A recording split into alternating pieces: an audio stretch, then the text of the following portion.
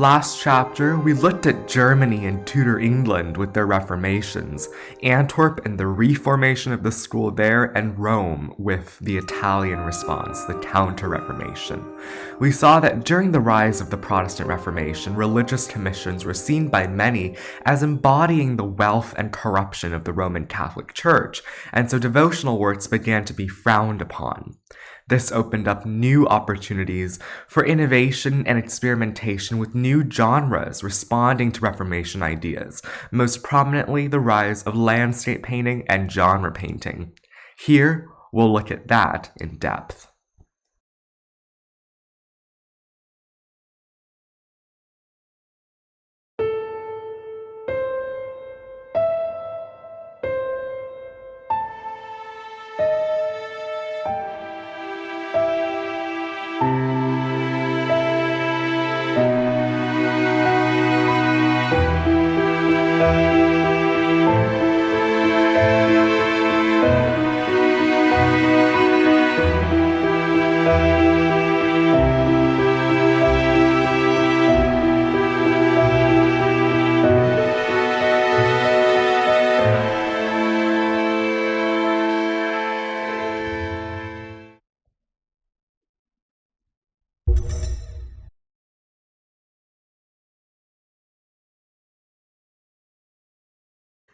The most famous fantasy dreamscapes in the history of art are probably those of Hieronymus Bosch. Bosch was well respected during his lifetime and ran a flourishing workshop in his hometown. But his paintings, most of which are triptychs, are truly something else. They're notoriously difficult to date and attribute. In recent years, technical analysis to date the wooden panels and to see the underdrawing have cleared some things up and stirred up more controversy over others. But we can agree that they're absolutely captivating. We don't know anything about Bosch's training. His technique isn't clearly associated with any particular Flemish primitive master. His use of color is unorthodox, and he's a master of creating atmosphere. His figures are incredibly individualistic without any of the rigidity and austerity we see in his forebears. In this, he's similar to Quentin Metz's. This triptych is signed by Bosch, making it one of the few undisputed works. In the central panel, we see a woman dying on the cross. There's a hint of a beard on her chin. The paint there has faded over time. But that identifies her as the legendary Saint Wilgefortis, whom we don't see very often at all. She's an Iberian folk saint, a woman who prayed to become ugly to get out of an unwanted marriage arrangement. And so she grew a beard, which repulsed the groom. But her father, who arranged the marriage, was so furious that he ordered her crucified. Due to the similarity between her fate and Christ's, Wilgefortis became venerated and depicted on devotional aids such as this triptych. She's the patron saint of women with abusive husbands. Below her stand a crowd of spectators who have dramatically different reactions to her crucifixion. The packed group on the left seem to emerge out of a hollow tree. One has fainted, and on his leg is an owl of unclear significance. One points in either shock or mockery, probably saying that her eyes remain open, that she's still alive, and that she's still suffering. Some cover their eyes. The portly man on the right, the executioner, seems to be rather pleased with her martyrdom, seemingly providing an explanation for the rather disconcerted figure next to him. Could he represent her father? The wings strangely bear little relation to the central panel. This is an infrared reflectogram of the painting, and it reveals that the conventional practice of featuring saints on both wings was abandoned. They're painted over. The new wings show off Bosch's strengths, landscapes referencing hell and death. On the left wing, we see Saint Anthony, the hermit who was tempted by demonic monsters. One such wretched demon is still dancing below him, holding a sword. And on the other side, there's a narwhal-like fish walking on two legs. Moving up the panel, we see a host of strange fictional beasts in some sort of tower, including buttocks without an upper body. But it's difficult to interpret what these elements exactly mean, or whether they have specific meanings at all. What's unmistakable is that the burning city at the top alludes to hell. The right wing features a man directing an executioner, perhaps, toward the scene of the martyrdom. He carries a spiny sword and a terrifying club-like weapon with 3 appendages projecting out of its mace-like head. Behind them is the scene of a shipwreck and a whale being pulled ashore. And another strange ship with a threatening pair of pincers entering the harbor. Whatever the meaning, this landscape is a reference to the dead and dying. All things considered, this is one unsettling triptych. But nothing can prepare you for Bosch's masterpiece. You're looking at the closed conformation of this massive triptych, the outer wings, which join to form an image of Earth's creation. It's painted in grisaille, in shades of gray, and it shows the planet as a transparent sphere, half occupied by land and water with seemingly otherworldly vegetation, albeit sparse. We see God the Father watching from the top left. And across the top, the inscription refers to God's process of creation. It reads, "For he spoke, and it was done. He commanded, and it stood fast." This is an image of Earth with no people, no animals, no sin, and no corruption. We've been given a window into a perfect universe with a perfect world. That would change. Triptychs were typically opened only on special holy occasions, and the grisaille of the exterior wings were designed to contrast with the explosion of color inside.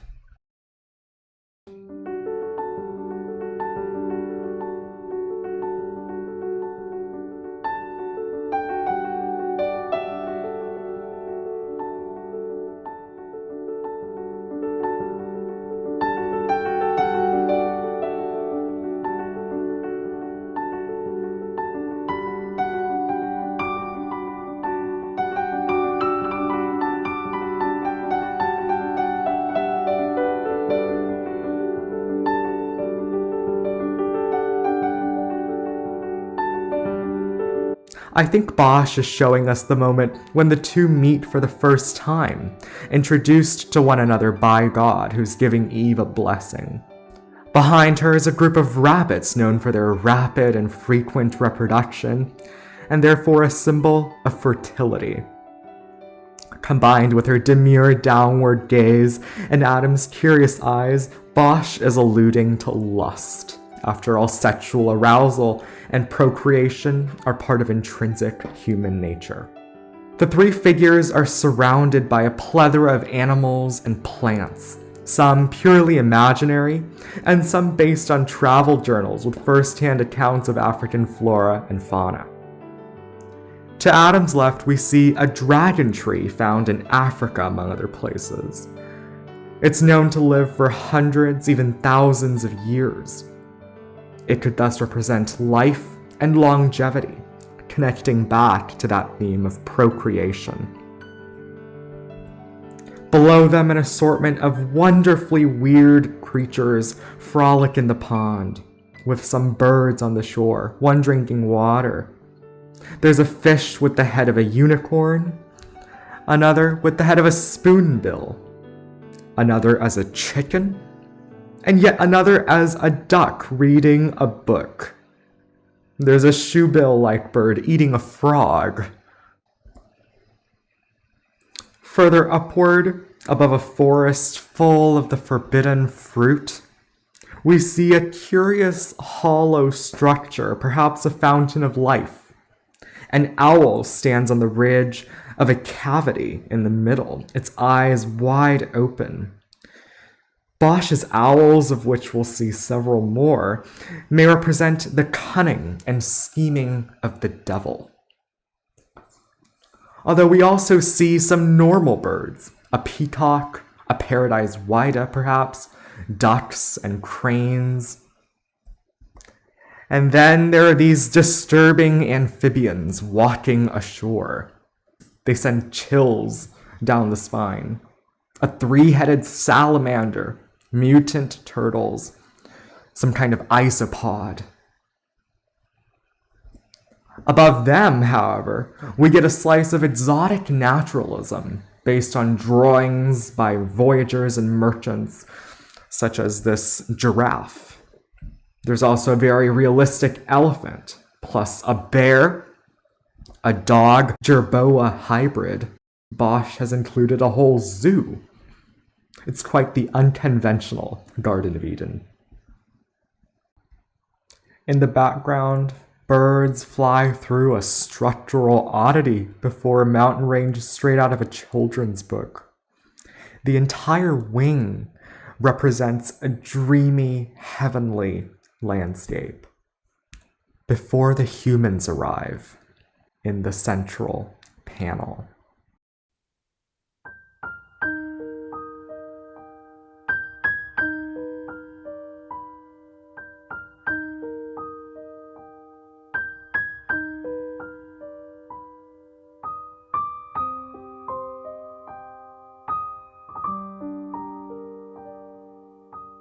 Starting from the top, we see an expansive landscape anchored by a fabulous floating tower surrounded by four more.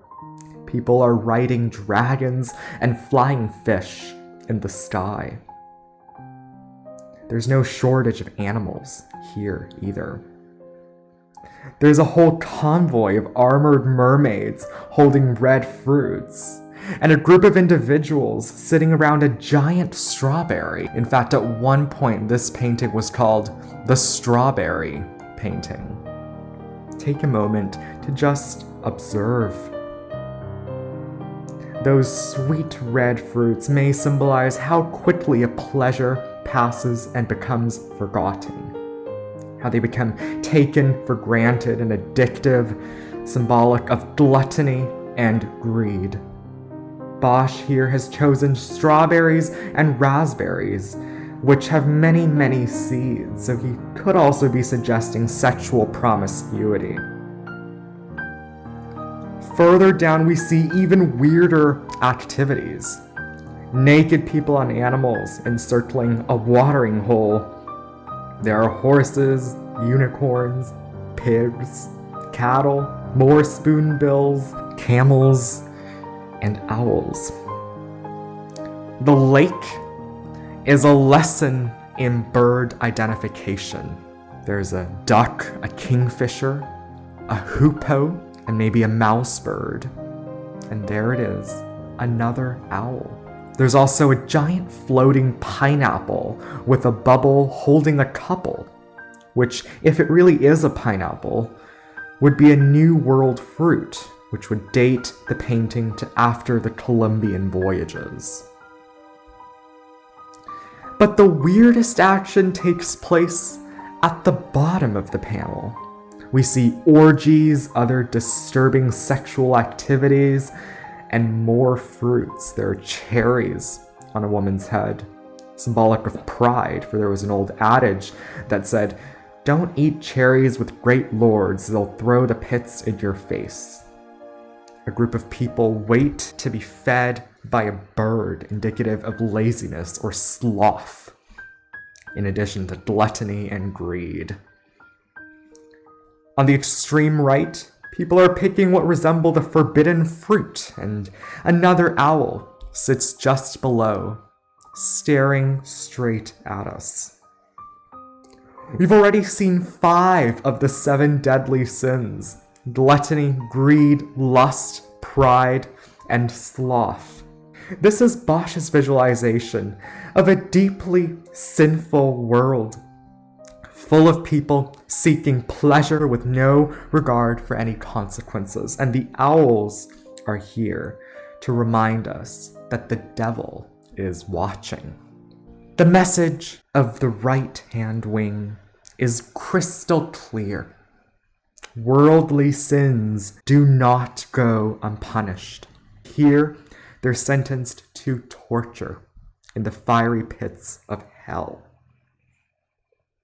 Bosch is most celebrated for his striking and original depictions of hell. They're wonderfully weird with a morbid and mocking humor. The entire world seems to be burning.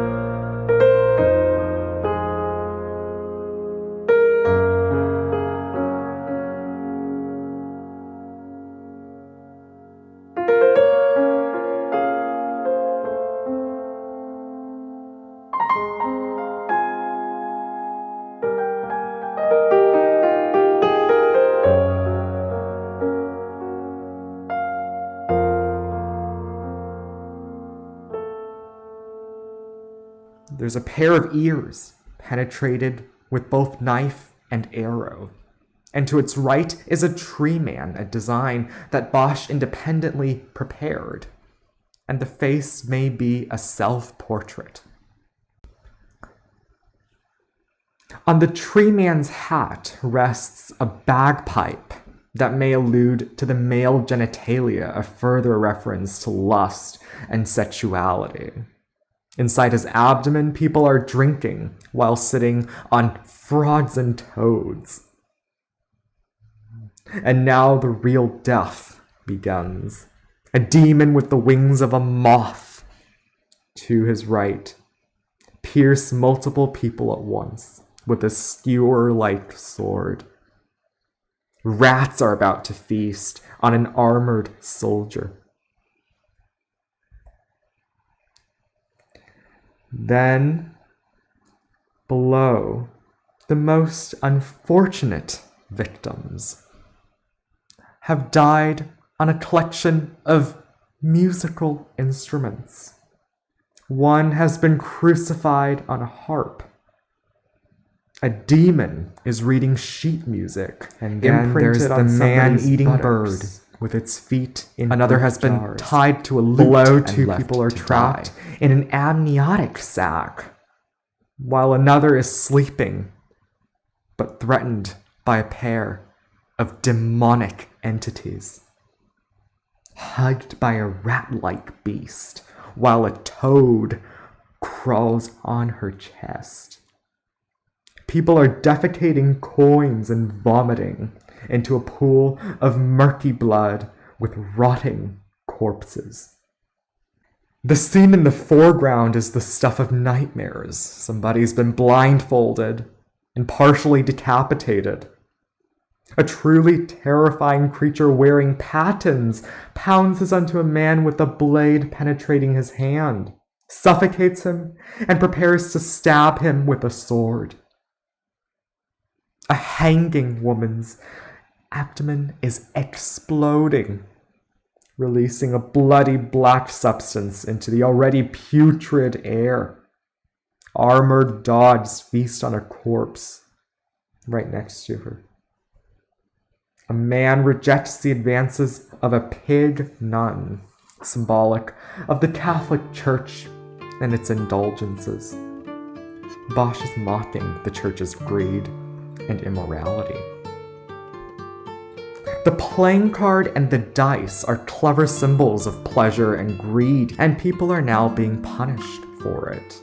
We can now see the role played by the closed confirmation with the creation of Earth in the overall narrative. It's part of Bosch's chronology, from a pure, unpopulated Earth to the first humans, to a flourishing but sinful human race, and finally to God's punishment for that abundance of sin. It's the central panel that gives the triptych its name, the Garden of Earthly Delights, although clearly it's much more than that. It combines heaven, earthly delights, and retribution in hell. The landscape here is truly extraordinary, the products of a wildly imaginative genius. We can perhaps interpret the message through the animals in this landscape, too. In the left wing, they freely roam the earth, but eventually they begin serving humans who are demanding to be fed by them, who are riding on them. And in hell, the animals are the ones torturing the humans. We still don't fully understand much of the iconography and symbolism in Bosch's great triptychs. They might allude to obscure fables or proverbs now lost to history.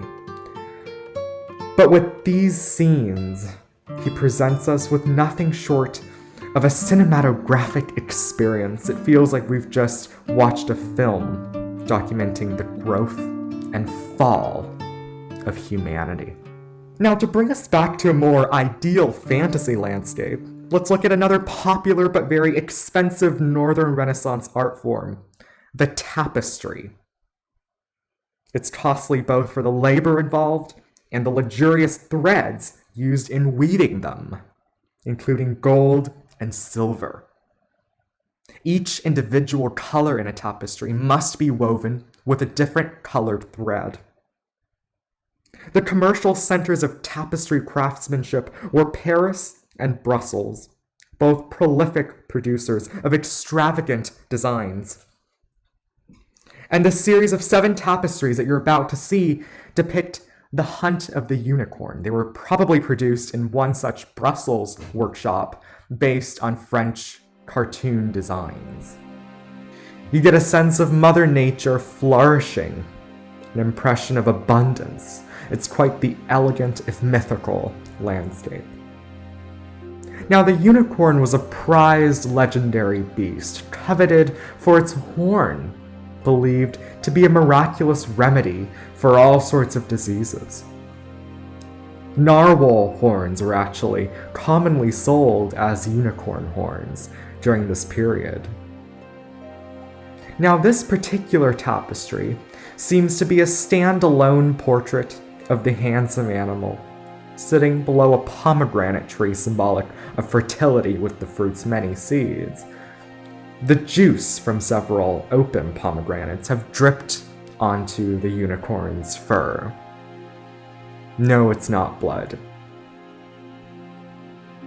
On the tree and on the corners, we see the letter A with the backwards E tied with a rope to the stems. It's a monogram that probably indicates the identity of the patron, which is still undeciphered today. This portrait doesn't seem to be part of the actual narrative of the hunt, which begins with the hunters entering the forest, armed with spears and accompanied by search dogs. Again, we're presented with a resplendent landscape. There's a cherry tree, if you look closely enough, forget-me-nots, daisies, geraniums, and the mysterious monogram AE appears again 5 times. See if you can spot them all.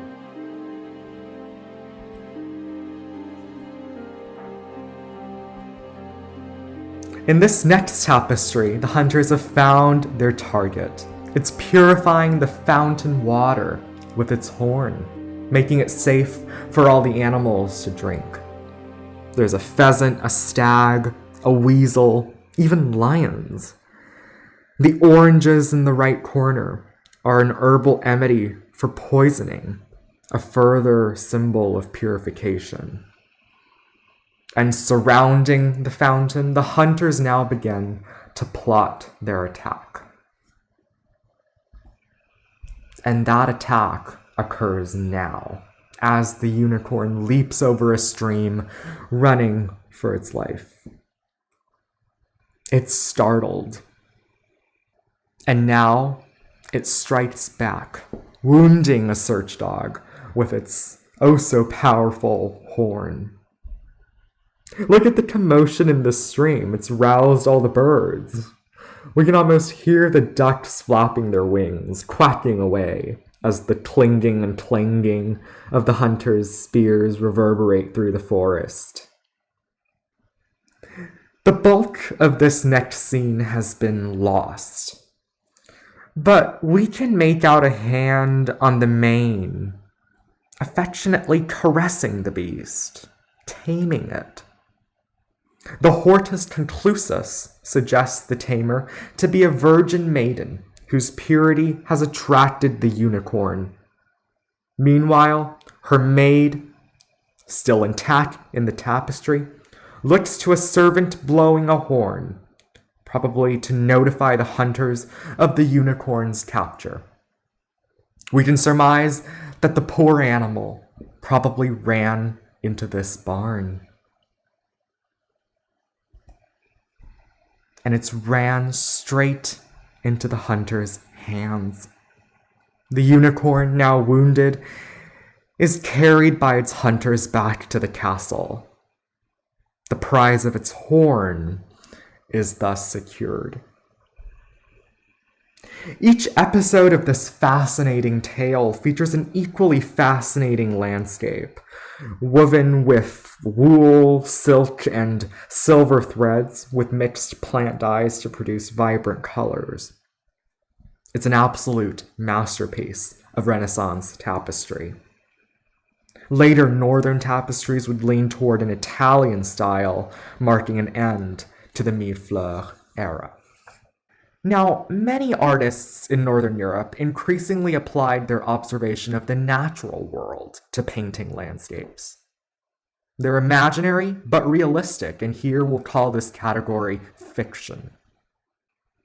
Joachim Patinir of Antwerp merges an Italianate vocabulary with the hellish landscapes of Hieronymus Bosch, and he does it in a very believable manner. Well, the size of the central figure aside.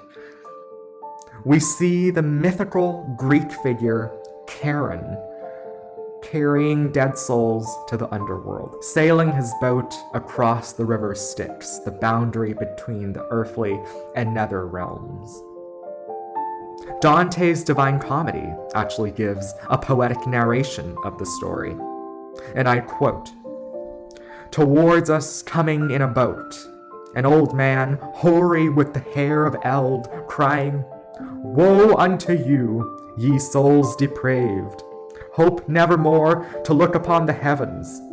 I come to lead you to the other shore, to the eternal shades in heat and frost. And thou, that yonder standest, living soul, withdraw thee from these people who are dead.' But when he saw that I did not withdraw, he said, 'By other ways, by other ports, thou to the shore shalt come, not here for passage. A lighter vessel must carry thee.'" Inferno, Canto 3. Patinir gives us an expansive landscape known as a Weltlandschaft, or world landscape, seen from high above, which he first popularized. He employs atmospheric perspective, wherein distant objects seem hazy, and that gives spatial depth to this panoramic view. We can even see a city far in the distance beyond the rolling hills of this verdant countryside. He shows heaven on the left of the Styx, with its peacocks and greenery, and a beautiful fountain, and hell on the right, with its infernal explosions and death and decay, clearly quoted from Bosch. A three-headed creature is guarding hell's gates. But Patinir's use of color here is more naturalistic than Bosch's innocuous yellow greens and rotting blacks. Patinir uses a continuum of colors that's more naturalistic, more nuanced. He renders the Styx in a beautiful turquoise, masterfully shaded. That color gradient accentuates the contrast between salvation and damnation. And look at the ripples and droplets of water, those dotted white highlights, and the reflections of the rocks in the water at the top. Patinir is not only observing and showing nature, he's praising nature. And this is a landscape with a very different context. It's believed to depict one of the expeditions of the Spanish explorer Coronado in modern New Mexico on the territory of the Zuni people. A more historical painting as opposed to Patinir's mythological landscape. Coronado was searching for the reputed cities of gold, which clearly never existed. And this particular representation aligns with the story of his stoning at the entrance to a Zuni settlement, or pueblo. Now, Jan Mostaert is an artist working at the court of the Holy Roman Emperor, and word of Spanish conquest in the Americas must have spread around the major European courts. Most of the European powers eventually engaged in competitive and ruthless campaigns of imperialism. Now, Mostaert never went to the Americas, so indeed this is an imaginary landscape.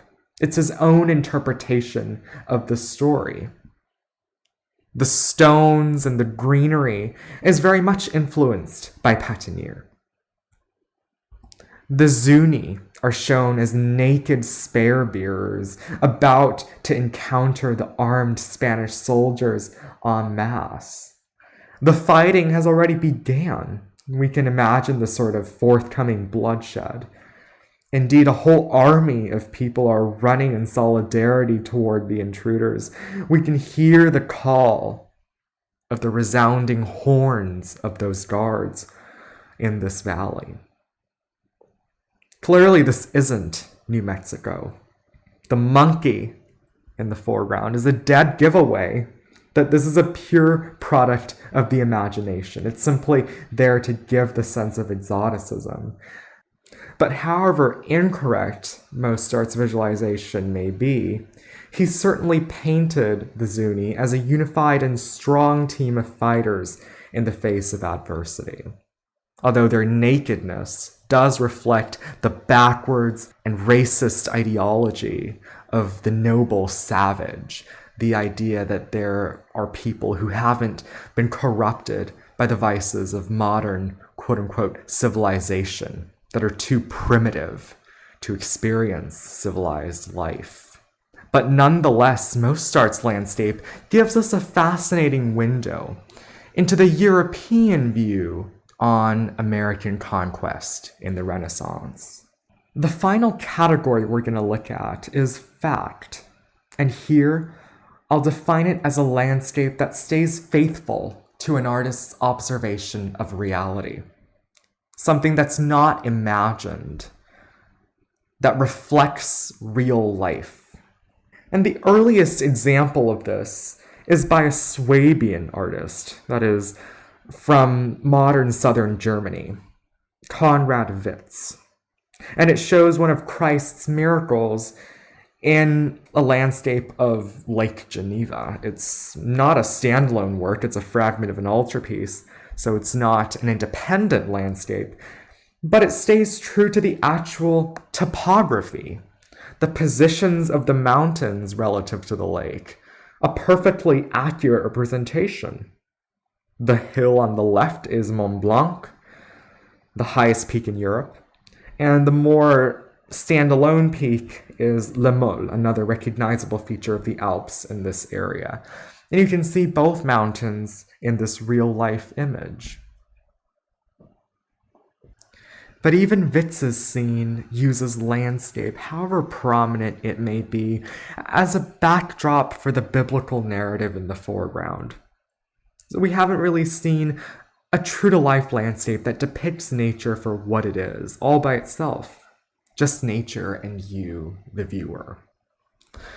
Such a scene is given to us by the Bavarian painter Albrecht Altdorfer, who painted this lovely forest outside his hometown of Regensburg.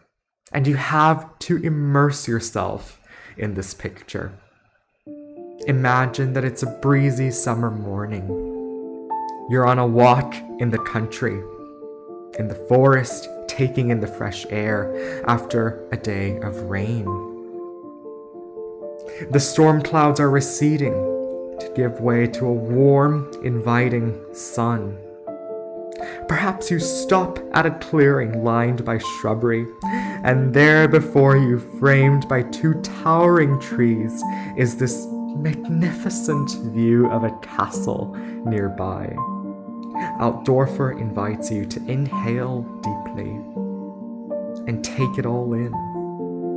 That's what a landscape can do. Altdorfer was a member of the Danube school, a group of painters working in the Danube River Valley in southern Germany and western Austria. It wasn't an actual school, it's more of a modern classification, but associated artists were masters of landscape, of depicting their beautiful, fertile valley. Altdorfer in particular helped establish landscape painting as an independent genre, a completely secular and observational art form. Let's now move from the earlier months of the year to the late summertime to witness the harvest of wheat in the Low Countries. It's now an overcast day, but it looks warm and humid out. And after a long morning of labor, the farmers are now rewarding themselves with a simple picnic of milk and bread. One is heartily chugging water out of his jar, and another lies on the ground, eyes closed and mouth wide open. We can almost hear him snoring. Some are still hard at work, their scythes striking the wheat, while others have assembled harvested wheat into groups and bundles. Some are transporting them to the homes in the distance. It's a collaborative effort, and out in full sun we can feel the scorching summer heat and perhaps get a sense of their exhaustion. We feel empathetic and thankful for the fruits of their labor. Notice that these are peasant farmers. They're not even merchants. They're working class laborers, everyday Flemish people in an everyday Flemish landscape. The artist Pieter Bruegel the Elder has produced a painting of the everyday, of the regular routines of rural farming men. We've never seen anything like it up until this point, and neither has the history of art. Pieter Bruegel the Elder pioneered genre painting, scenes of everyday life, as an independent and respectable art form. He portrayed his subjects with dignity. The Harvesters was actually commissioned by a banker from Antwerp interested in a series of genre scenes from all the seasons of the year called The Labors of the Months. Bruegel organized the 12 months into 6 pairs, and we think that The Harvesters depicts August and September. So chronologically, the next in this seasonal sequence is Bruegel's visualization of October and November with the return of the herd. We can sense strong gusts of wind. A storm is nearing. Some trees have already been stripped of their leaves. Some in the distance still retain the reds and yellows of autumn. The cow in the foreground appears to hesitate and turns momentarily toward us, but they still have quite a long way to go. And now we brace for the winter snowstorm. It's December. The greenery of summertime and the golden hay of fall has given way to a palette of whites and light blues of snow and ice. And just next to the main street in town, the lakes have frozen over and skaters are out and about. Children are participating in the wintry festivities. And the freezing cold of the holiday season, Bruegel gives us a sense of heartwarming serenity. Now the winter has passed, but the weather hasn't improved. In the distance, ships are caught in turbulent waters. Some have already sunk. We can hear the roaring waves crashing onto the shore and onto the fortification, driven by a whooshing gale on this truly gloomy day. Closer to us, near this unassuming town, people are cutting down trees for timber, probably to keep warm.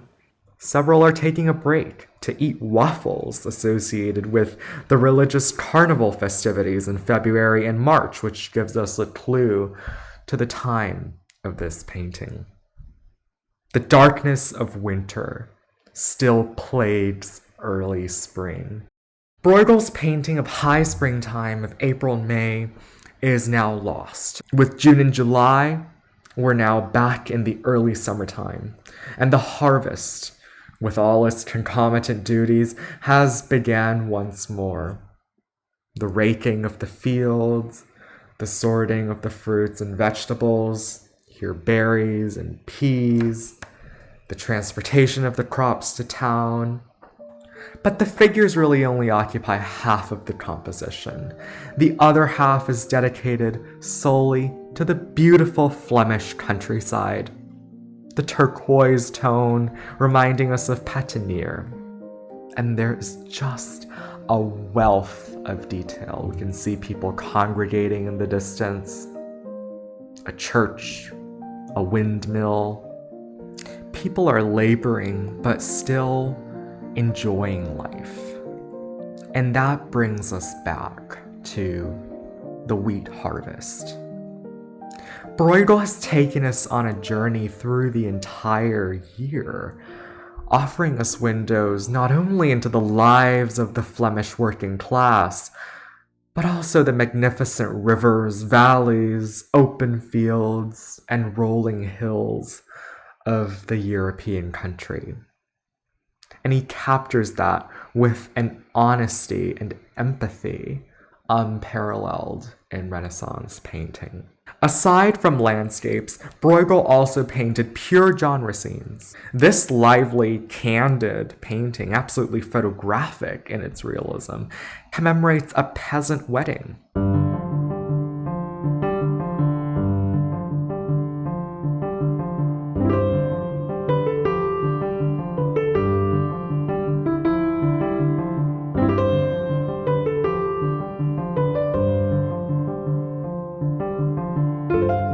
We've just entered the wedding venue, a modest barn house, it seems.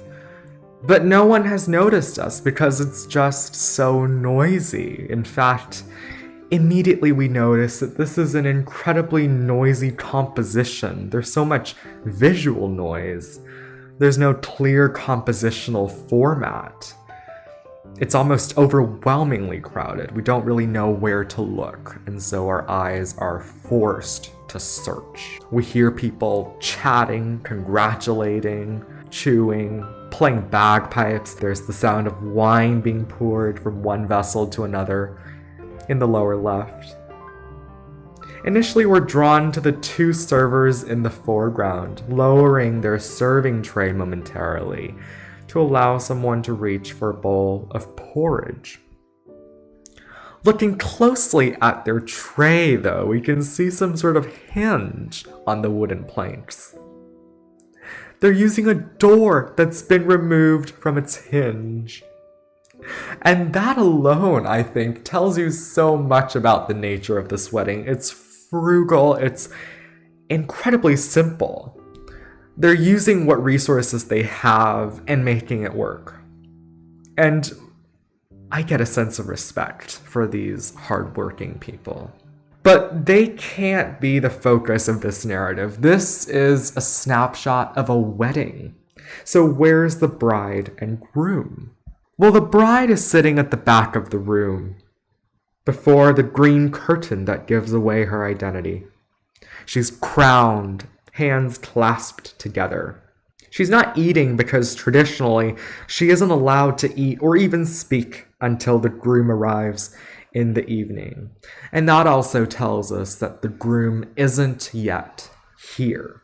The other guests are nonetheless eating and drinking heartily. There's no meat on the table, only porridge, wine, and some bread. Pieces of that bread have dropped onto the bench. It's food for the dog, eagerly and discreetly munching on it under the table. We're so lucky that Bruegel has allowed us to get a glimpse of this wonderful occasion, to visually attend this wedding feast, something of a feast for the eyes itself. But even this is not Bruegel's most sophisticated work, at least not in an intellectual sense. That prize goes to his Netherlandish Proverbs. Each of these details, packed into this picture, reference Flemish proverbs and idioms, general sayings about life. So something like an apple a day keeps the doctor away, or it's raining cats and dogs. I'll take you through the upper left. Through a window in the roof, we see a couple kissing underneath a broomstick. And that refers to an idiom meaning that they live together without being married. But scattered on their roof are pies.